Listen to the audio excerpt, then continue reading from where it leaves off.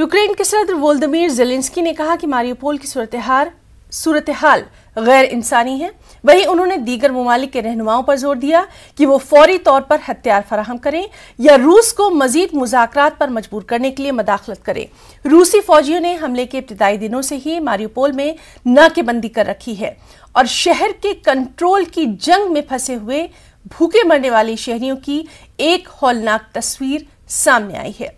यूक्रेन के सदर वोल्दिमीर ज़ेलेंस्की ने बरतानिया के वज़ीर-ए-आज़म बोरिस जॉनसन और स्वीडन के वज़ीर-ए-आज़म मैग्दलेना एंडरसन से दिफाई मामलात और यूक्रेन के लिए दीगर मुआवनत रूस के खिलाफ पाबंदियों की पॉलिसी को मजबूत बनाने, यूक्रेन में मुख्तलिफ शोबों में मखासमत की सूरत हाल पर बात की, खासतौर पर मारियुपोल पर और शहर के मुहाफिजों और शहरियों की मदद करने के इख्तियारात के बारे में बात की।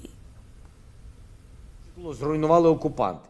І всі, хто довгі роки стояв в черзі, увесь наш народ, який заслуговує на життя в сучасному середовищі, щоб реалізувати цей проєкт, ми вже залучаємо провідних архітекторів, увесь потенціал нашої держави та міжнародну підтримку. Додамо участь компаній, держав-партнерів, міжнародних донорів. Абсолютно немає сумнівів, що нам вдасться це зробити. Вдасться не тільки відновити зруйноване, але й відновити справедливість по відношенню до тих, чиє право на житло було порушено.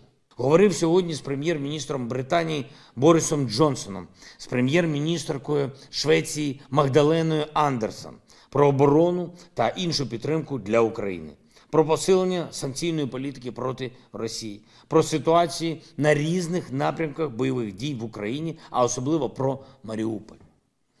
Та про варіанти